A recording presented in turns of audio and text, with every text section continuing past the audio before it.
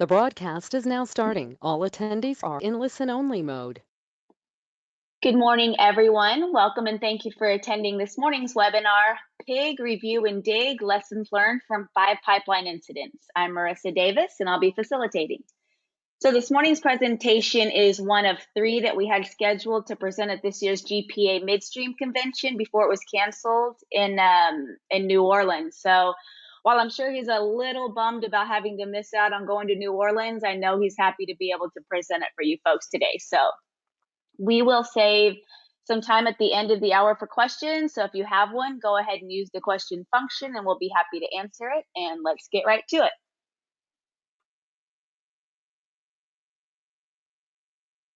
The host of today's webinar, G2 Integrated Solutions, provides responsive support in a comprehensive suite of asset integrity, engineering, GIS, field services, regulatory, and technology solutions that address asset performance through its lifecycle.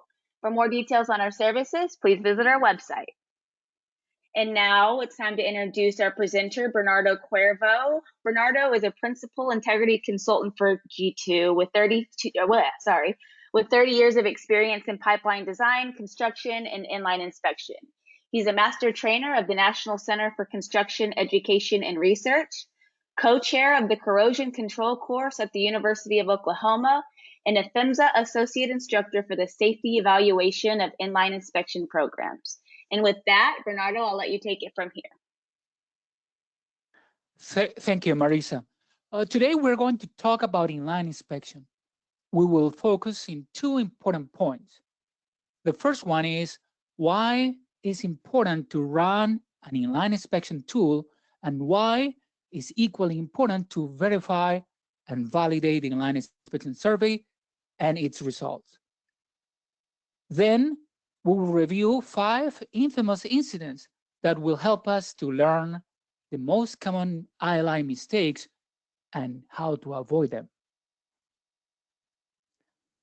Let's start with our first pipeline incident that shows the reason why we must pig and dig for our integrity program. Pecos River, New Mexico. This incident is about a pipeline that was severely corroded on the inside and had never been pigged in almost 50 years. A family of 12 was caught in the fireball. 5 of them were young children.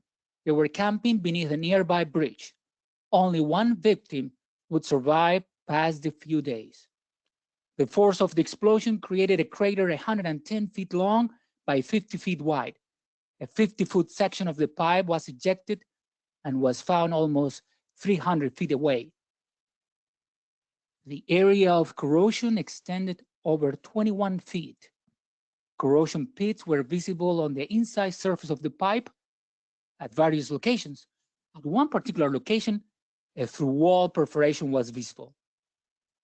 The total property damage was nearly $1 million. The operator was required to pay $16 million in civil penalties and had to spend $86 million to modify the rest of the pipeline system. Eventually, the operator inspected by inline inspection other segments and discovered internal corrosion in 8 other pipelines. What about liquid pipelines? In the US, leaks and ruptures are unfortunately too common. Hazardous liquid pipelines are getting older. More than half our nation's infrastructure is at least 50 years old. There has been on average 1 incident every 30 hours since 1986. On average, we have spilled the capacity of a large tank truck every 12 hours. We have spilled on average 16,000 gallons of hazardous liquids every day.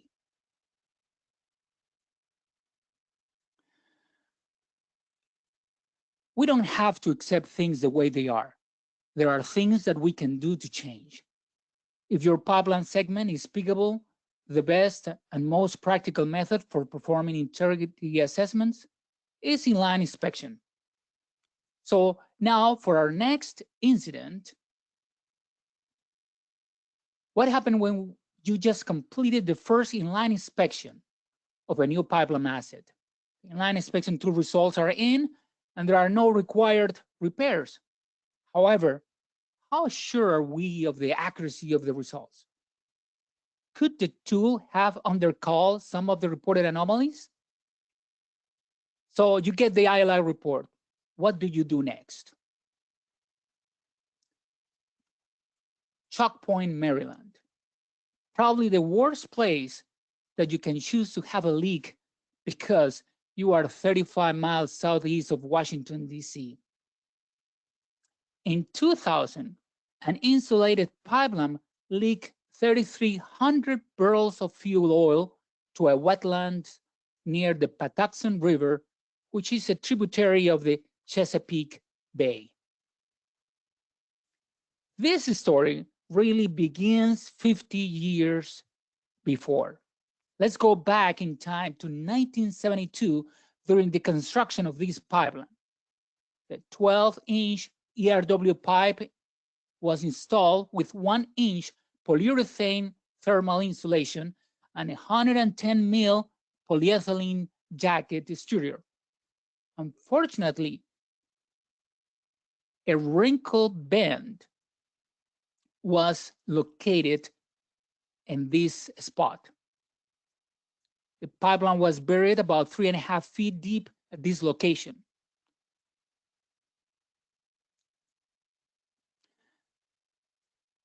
The deformation or wrinkle that was left in the bend, in the field bend, is seen here, a single outward deflection of the pipe. Let's now go forward 20 years to 1995. The segment of the pipeline was internally inspected with a geometry tool and inline inspection magnetic flux leakage tool.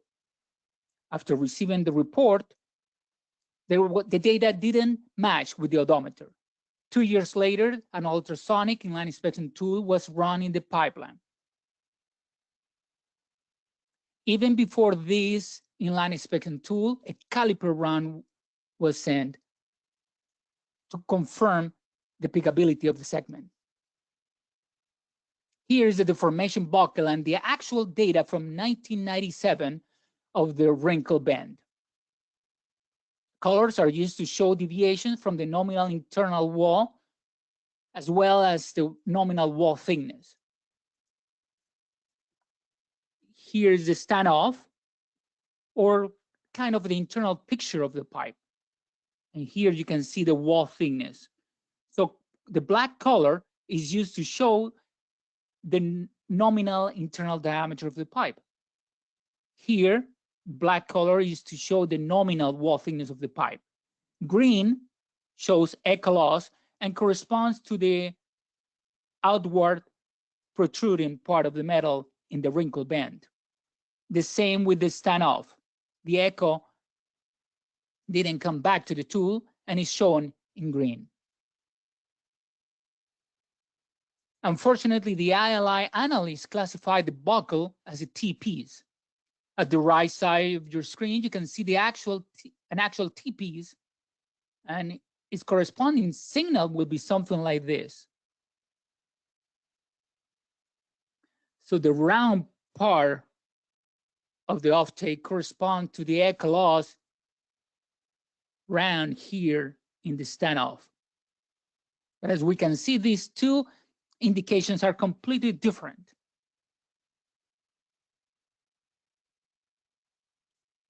When the pipeline was exposed, the profile of a buckle was seen clearly. When the pipe coating was removed, a crack in the circumferential direction was visible. The crack was about 6.5 inches long.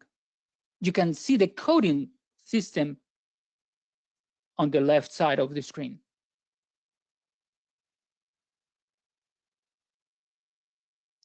Here, the environmental response and cleanup operations in April 2000.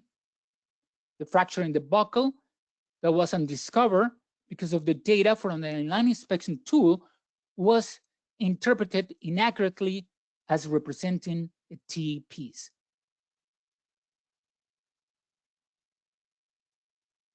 So what can we do to prevent this from happening?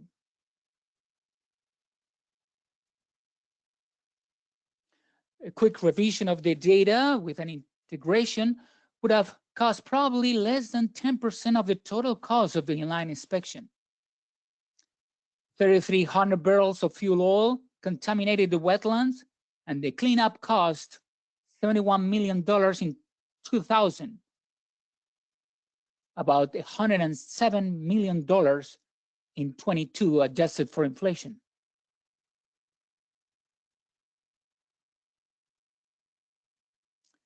Our third pipeline incident illustrates the due diligence.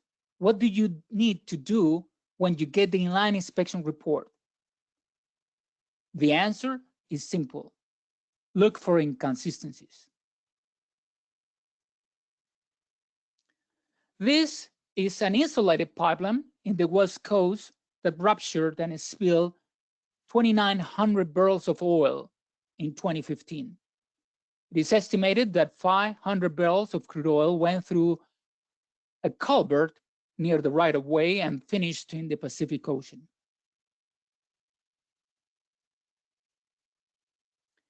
Here is the actual data from the MFL run performed in 2007. I want you to focus in the length and width of the defect. 5 years later, this is the actual data from the MFL run, and I want you to look at the data reported by the inline inspection vendor.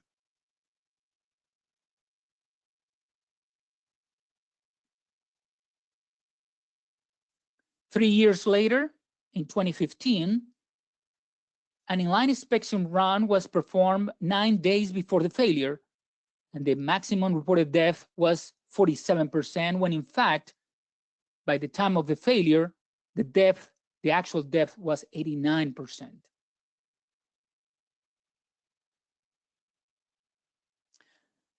But I want you to think about the difficulties to detect this inconsistency. First, you have thousands of anomalies to compare. Many surveys, probably in different formats, with different odometers, probably with different vendors. Yet, if you have the right software, you will be able to detect these locations and review the inline inspection data using the vendor-supplied visualization software. Then, ask the right questions to your vendor and demand good answers. Most of the time, inline inspection vendors will thank you.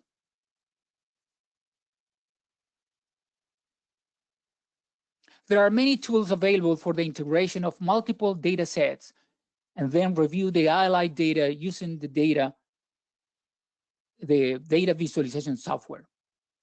These alone will help us to detect these kind of errors.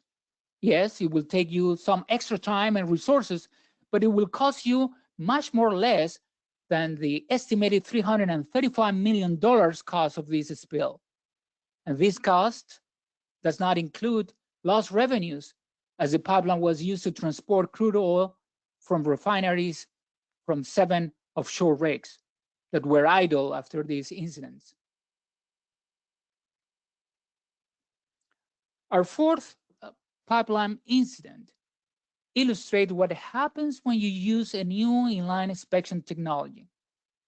A new tool that does not have enough history of performance, enough history of verified indications through excavation, or a tool that has exhibited too many failed surveys. What about a tool that does not show consistency in its ability to inspect the full length and the full circumference of the pipe? What you see here is a controlled burn to prevent 250,000 gallons, 252,000 gallons of crude oil from entering the Mississippi River in Cohasset, Minnesota.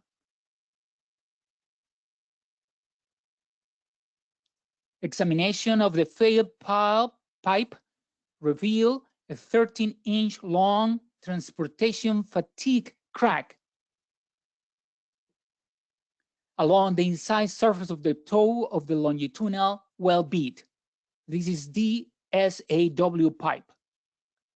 The line had been pressure tested to 1,002 psi, and the pressure of the rupture location at the time of the failure was calculated to be only 526 psi. What is more, within 2.5 years of a hydrostatic pressure test, 2 additional fatigue cracks failed, resulting in crude oil leaks. But in order to begin to understand how this could have happened, we need to go back to 1967 and see the pipe joints as they left the Mackeysport, Pennsylvania mill. As you know, some pipeline incidents begin way before the pipeline is actually built. As the pipeline left the National Tube Works mill in Mackeysport, Pennsylvania, on the way to Minnesota, a journey about 1,000 miles by train, this pipe, grade X52, 34 inches outside diameter, with a wall thickness of 0.312 inches, and a diameter to wall thickness ratio of 108. Then the pipeline has to be unloaded and transported for about 200 miles to the right-of-way near Cohasset, Minnesota. The stress levels necessary for the initiation and initial growth of the fatigue crack were most likely caused by cyclic forces acting on the pipe during the transportation.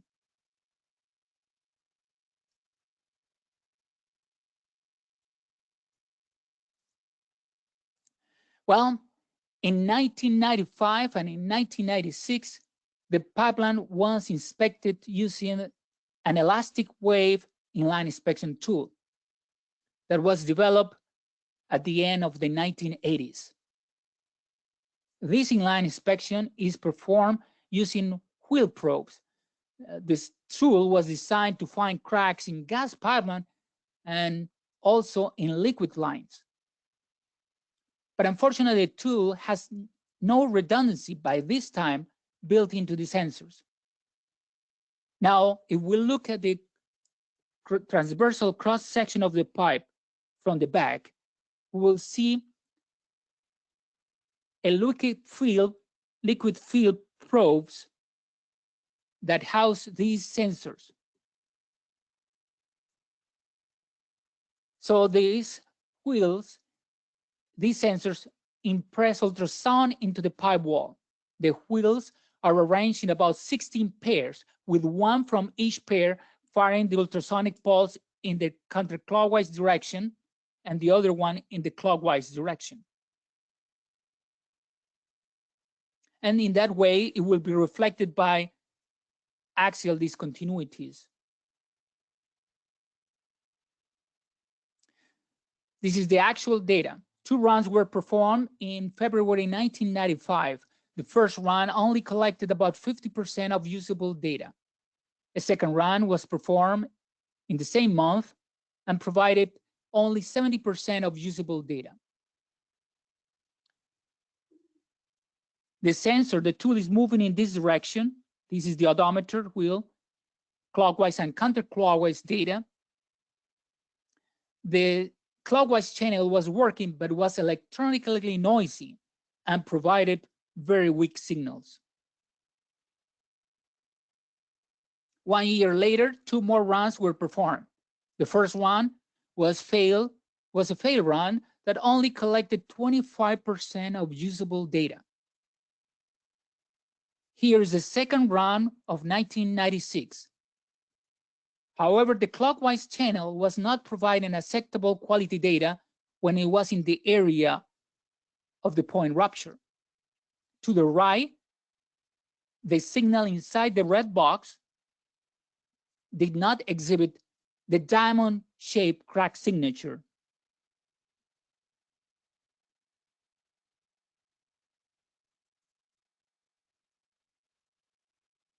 Not very often, but sometimes we have to recognize that in a particular situation, an inline inspection tool is not the best solution and is necessary to try other assessment tools like pressure testing, direct assessment, or other technologies that can provide, if not an equivalent understanding, almost a near understanding of the conditions of the pipeline or a pipeline facility. Back in 1996, you have several options to detect axially oriented anomalies: elastic wave, circumferential MFL, and in 1994, ultrasonic crack detection. But is the chosen smart pig smart enough for your threats? Which pig is the best fit for your needs? Is the elastic wave with probing wheels, or the ultrasonic piezoelectric sensors, or the circumferential magnetization MFL?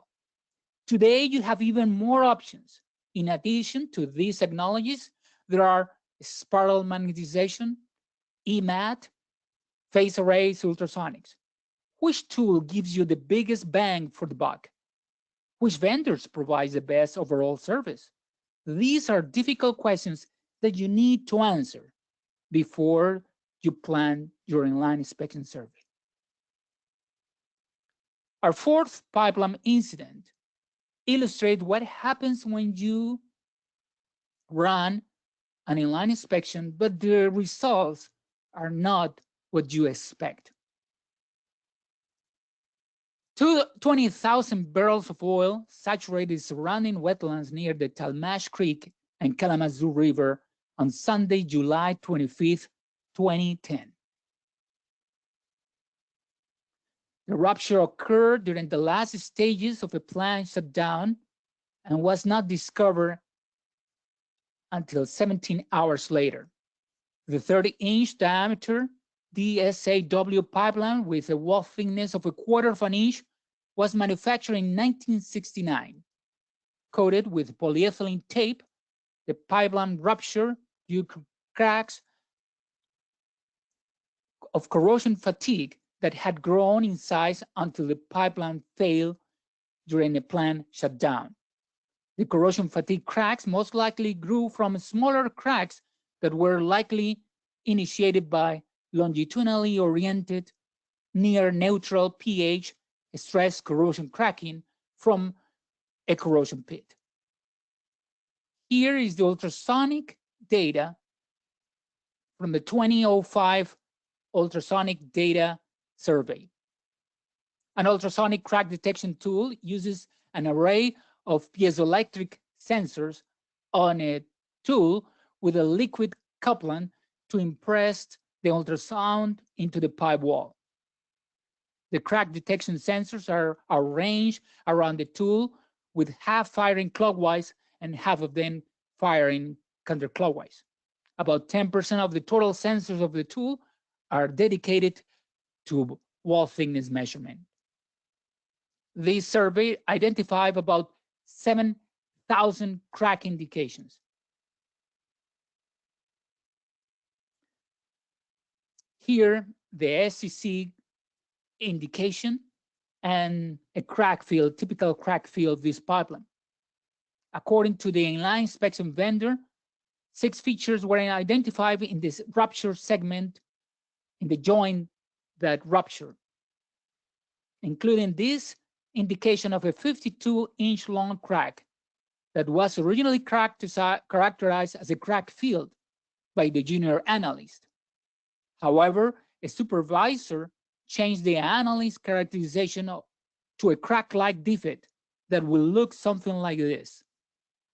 You can see the areas of a crack field that does not match with an individual indication of the crack-like.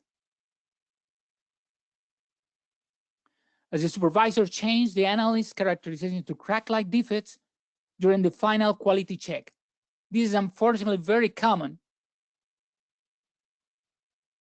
and the causes for these are many. But when managers choose employees and they promote to supervisors, Sometimes they are done on the basis of people's skills rather than technical knowledge. What would you do to prevent something like this from happening? Non-detection and improper classification of defects are inherent risks when relying solely on one inline inspection run. In addition, engineering assessment methods require satisfactory margins of safety, especially when there is interaction of defects and to account for tool inaccuracies, validation the reported wall thickness, or considering interacting threats. In this case, a crack colony was interacted with general corrosion on the pipe, and that interaction was ignored. The integration of the crack-like defect with the metal loss anomaly may have resulted in the identification of this threat before its rupture. Unfortunately, for 5 years, from 2005 to 2010, the integrity management program failed to identify this crack feature located adjacent to the well as a threat to the pipeline.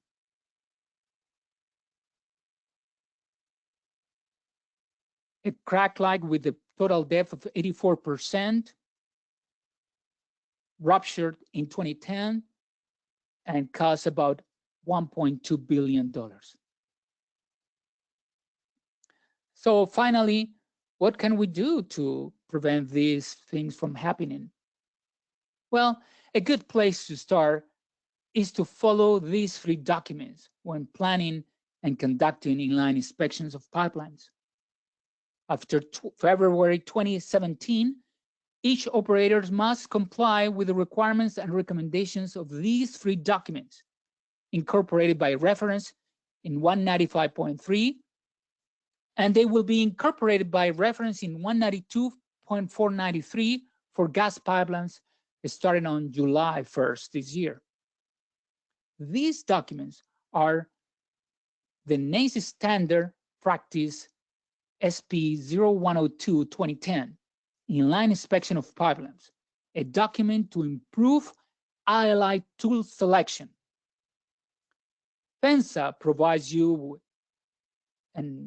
with choices of tools to assess their pipelines, but operators need to choose wisely what tool they need to plan, they need to use, and why. The second document is the API Standard 1163, Inline Inspection Systems Qualification Standard, that covers all aspects of inline inspection, from the planning of the inline inspection to the verification and validation of the results. And finally, the NCASNT ILIPQ 2010, Inline Inspection Personnel Qualification and Certification, a document that promotes a higher level of safety by establishing consistent standards to qualify the equipment, people, processes, and software utilized by ILI vendors. Operators need to verify the competence of the inline inspection personnel, from field personnel to data analysts to supervisors to managers. Education, training, experience, and skills are very important, but it is more than just requesting inline inspection data analyst certifications. There is much more to audit: written procedures, training programs, examination, testing of personnel, and of course, performance evaluations. Doing all of this will not guarantee that you will discover and avoid all possible issues affecting a failed inline inspection run or an inaccuracy inline report, or an inaccurate inline inspection report. But not doing this correctly increases your chances to get in trouble. Remember, your inline inspection data may be trying to tell you something, but only if you have the time to take a look at the data, find inconsistencies, contact the iLive vendor, ask good questions, and demand good answers. Thank you. All right, thank you, Bernardo. That was great. We do have a handful of questions here. You ready? Yes, of course. All right. Number one, what is the recommended metal loss defect interaction for gas and liquid lines? There's a balance between over conservatism and under conservatism. Well, it depends. It's very difficult to apply the one rule to all the possible interactions. I think that it has to be decided for each particular asset and, of course, for each particular tool. It's not the same to apply an interaction criteria of a tool with a very small threshold of detection or with a tool that it has a less accuracy or a bigger or a larger tolerance. You need to decide these ones on the basis of what tool are you using, what technology, what is the axial resolution, the circumferential resolution of the tool, and the radial resolution. And based on this, you will have to decide the best interaction criteria that is applied only to your asset and to your particular threat. Okay, good. Number two says, excellent presentation, Bernardo. Why do you think ILI vendors continue to miss or undercall signals and anomalies from ILI runs? Wow. I would say that when inline inspection started back in the 60s, time was not an issue. But as year pass, time is an important commodity. And inline inspection vendors, not all, but many, have tried to reduce the cycle time of analysis in a dramatic way. Back in the 70s, 6 months was a common time to return a report, even longer times. But now everything should be less than 3 months. So in this rush to get reports out of the door, inline inspection vendors have tried to manage the analysis of the data as an assembly line. So, and they farm out the analysis to many analysts in many parts of the world that they do not communicate and they don't see the whole picture of your pipeline. I think that we need to be careful about this to change time for quality when you can have both, but it requires an investment of money and resources that some vendors probably are not inclined to do at this point. We have to remember that these are incredible tools. They travel at incredible speeds in a very difficult medium, and they collect data that will take an operator maybe many days to collect just one joint. And these inline inspection tools can do it in just a couple of seconds. So I think that we are getting used to the incredible abilities of these tools and frankly about the inline inspection data analyst too.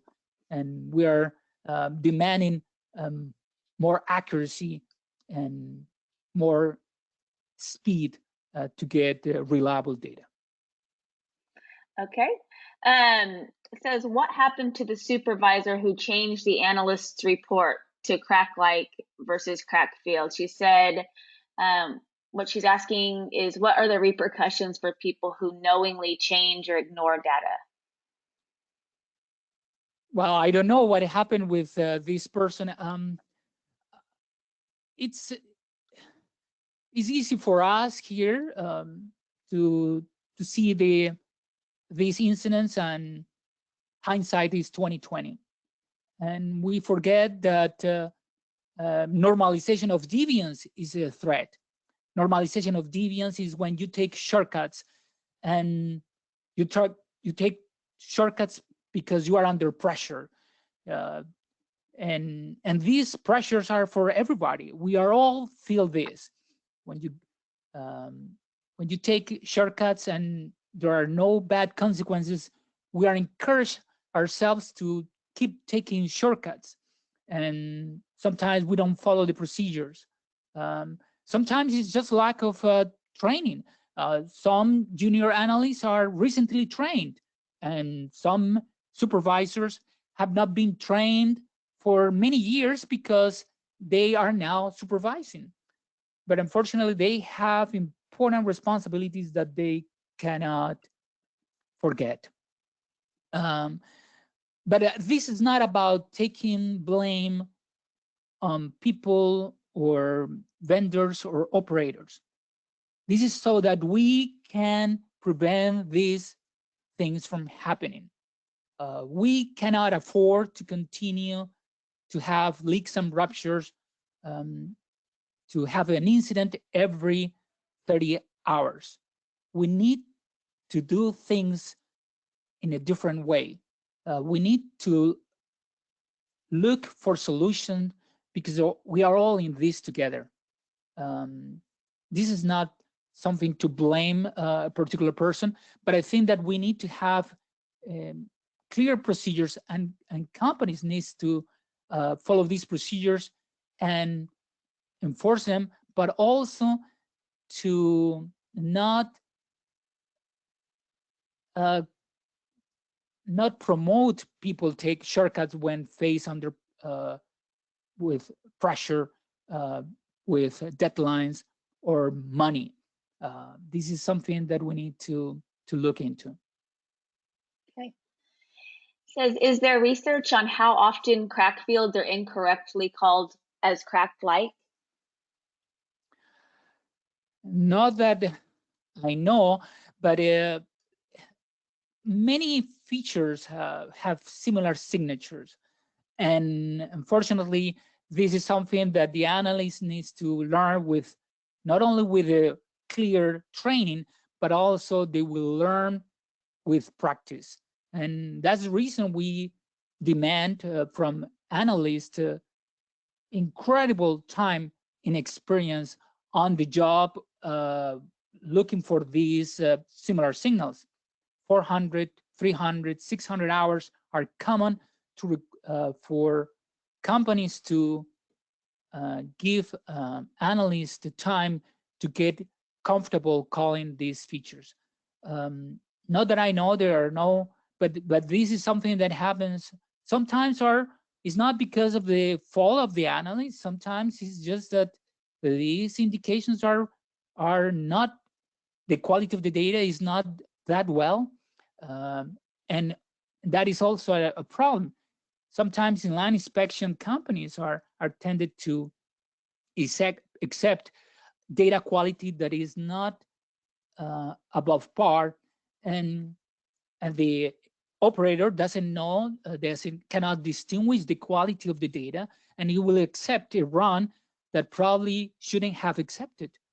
So sometimes you need to ask for help, and if you don't have the resources, you need to ask for help to get to know if the data is actually a good data for analysis, if it's suitable for analysis, because sometimes the analyst gets the data that is not really valid for analysis, and he's trying to make the best decision based on the circumstances. Okay. Says, what data was used to support the introductory slides on leak statistics? What is the pipeline regulatory classifications of the leaks? And is this data from US national or worldwide operations? You need me to break that up? Oh, this is from FEMSA. This is only in the United States. This is hazardous liquid incidents in the United States. This is from the FEMSA website. And this is from 1986 that we have data from all leaks and ruptures in hazardous liquid pipelines. Okay. It says, how important is it to have heated scraper barred tees in the line? And say that again? It says, how important is it to have heated scraper barred tees in the line?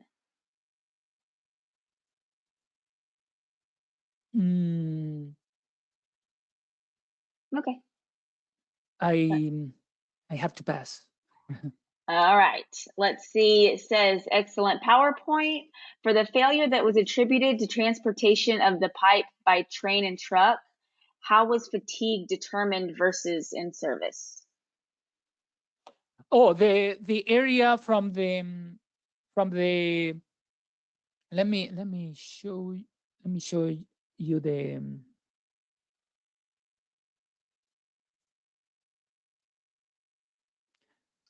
as you can see here, this area, this is the inside diameter and this is the outside diameter. This is a cross section along the crack surface, a longitudinal cross section. And you can see here a darker area that is about 40 mils deep. This part is darker and was more and has some kind of dark residue of corrosion. This area was the part that grew with the fatigue, cyclic normal fatigue during the operation. And this is the final stage that rupture at the end of the life of this pipeline. So it's easy to determine that this area that is darker and has some residual byproducts of corrosion was during the transportation or storage, but was before during the normal cycles of operation of the pipeline. So this one was around 67, 69, 1969, and this one was from 1969 all the way till 2002. Okay. See, it says, what recommendations would you give if there is wide misalignment or inconsistencies of anomalies from different tool runs? Yes, in the incident that we saw for Chalk Point, Maryland, the T-piece, the wrinkle band that was misinterpreted as a T-piece, the pipeline was inspected in 1992 with a MFL tool and a geometry tool, and the data didn't match. The odometer readings didn't match, and the operator performed 29 excavations looking for metal loss, and they didn't match. So that was considered a fail run. So sometimes the odometers, when you have a slippage in the odometer, you need to consider this a fail run. So it will make impossible to match the data from two different runs, and also with the features that you will look for in the field. So sometimes, yeah, you have a fail run if the odometer is failing. Okay. It says, it appears the cracking occurs in the heat affected zone on the DSAW pipe. Should this area be given additional attention? Yes, in this case, and I think this person that asked the question is talking about the Marshall incident in 2010. There were cracks below the DSAW pipe because there was also tenting of the coating. The polyethylene tape was coating on the long seam. So if it's something like this, you will have your bead of the of the DSAW pipe. And the coating begins to tint, and these areas were filled with water. And that's the reason there was corrosion in those areas too. So the DSA, the heat affected zone, of course, was affected at both sides of the bead. Yes, these areas are especially important for DSAW, like in this case, because of the polyethylene tape that also shield the cathodic protection, because it prevents the cathodic protection to reach the surface of the pipe. Yeah, these areas are equally important, are very important. In the same way, operators need to focus on areas like bends, field bends, hot bends, where the inline inspection tools are not have not demonstrated the same level of accuracy. Casings are another good example that you need to focus. Areas with eco loss, like the green areas that show in ultrasonic tools, are very important. Eco loss is sometimes normal due to the morphology of some indications, but many times it's just bad data. You have to take also a special look at areas of speed excursions, especially with MFL tools, that when we run the tool above certain threshold, the accuracy of the data is completely affected. These are probably the most important areas that you need to focus to. Okay. Says, is data analyzed with artificial intelligence? It seems that AI might eliminate human error associated with normalization of deviance. Some vendors have been trying to do this from a long time. Back in 1995, we were already doing automatic classification of defects by the computer. But these calls from the computer are used to, for the analysts, are used for, so that the analyst can look through a list of features instead of scrolling the data. And when the analyst begins to look at each of these anomalies called by the computer, they look at the data and they make a choice of deleting the feature forever, or classifying the feature and promoting the feature to a second review. Unfortunately, this is something that needs to be probably reviewed before we can decide that artificial intelligence can resolve some of the problems.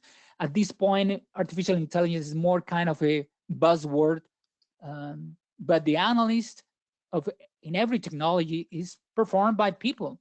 And up to this point, is the only way that it can be done. Even though algorithms play an important role, at the end of the day, the feature is called by an analyst. Okay. Says, are you suggesting that ILI reports always need to be verified by a third party? Well, some operators have enough resources and the ability to do due diligence. You cannot take the values from an inline inspection report at face value. But some operators will have enough resources and enough personnel to look at the data using the vendor's supply visualization software, integrate the data. That's basically the spirit of the law when the integration, back in the 90s, in 2000, when the integrity management program was created, is that you have to look at the whole picture. The analyst had a very small window to see the pipeline. He only looked at the data from the inline inspection tool perspective. But the operator or the third party has all the tools at their disposal. They look at the data, but they look at the data in context. This is very important. They have information about the pipeline manufacture, the year of manufacture, previous history of hydrostatic testing, previous history of failures, you name it. He has all the information to look at the data with different eyes and look for something that is important, or to just monitor something that is not as important. But the ILI analysts many times, and most of the time, I would say, they don't even know where the pipeline is. They don't even know who was the manufacturer of the pipeline and when the pipeline was manufactured. Some of them, they don't have the basis to distinguish between ERW pipe, pre-70s or post-80s. So they don't have all the abilities. They know how the signature should look like, and they make the call. I think we all need to look at these features and review them in context with all the information that you have. Okay. We got one says, sometimes vendors apply several classifications to the same feature. For example, metal loss, possible construction, manufacturer anomaly. What should the operator do in that case? Yes. Back in the 1999 in a terrible incident in Bellingham, Washington, the feature was called metal loss, possible manufacturing defect, possible dent.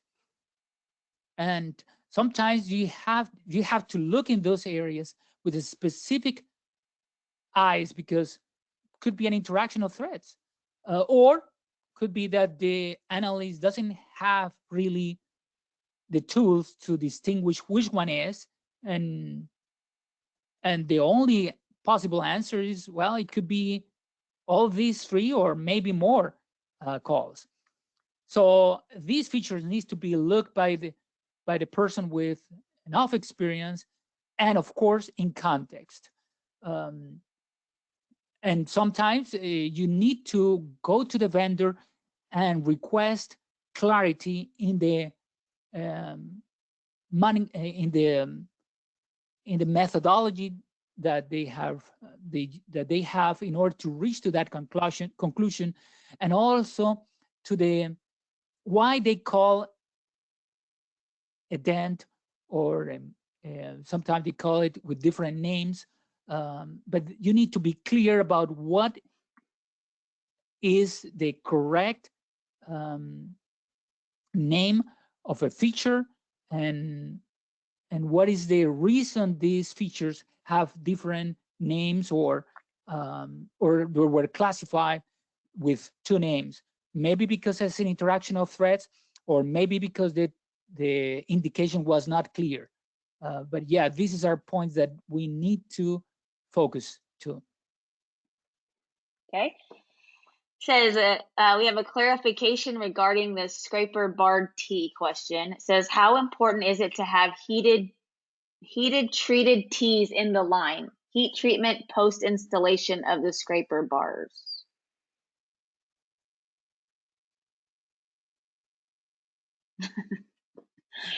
Does that clarify it for you? I don't know if it's referring to a liquid, heavy crude oil, and it's for the cleaning. I'm not sure. I'm sorry. Probably is out of my. Sure, and we can reach out to you directly and have a conversation. Also, the person that asked the question, but we got one more. It says, would taking a conservative approach be best practice when analyzing the ILI reports? Say that again. Would taking a conservative approach be best practice when analyzing the ILI reports? Unfortunately, from the inline inspection vendors, that's the approach of the junior analyst. They don't want to be wrong. They don't want to miss an anomaly. So the easiest solution is just to, in case of doubt, just mark. And unfortunately, that brings a problem to the operator. You cannot get a report with tens of thousands of features that could be something, because instead of a safest approach, this is makes the opposite, and it's kind of a crying wolf. You go to the field, you excavate, and everything is false positives. So it's a delicate balance.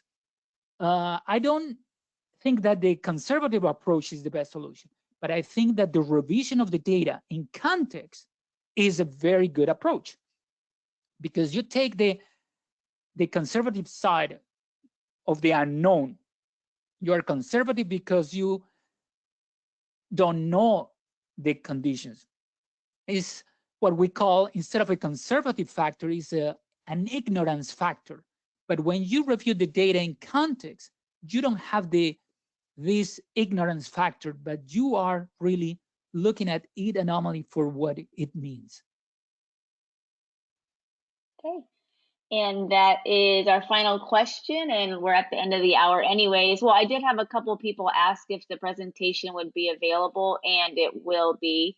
I'll send everybody a copy of that, as well as a link to the recording after this is over. So keep an eye out for that. And thank you for joining us. We'll see you next week.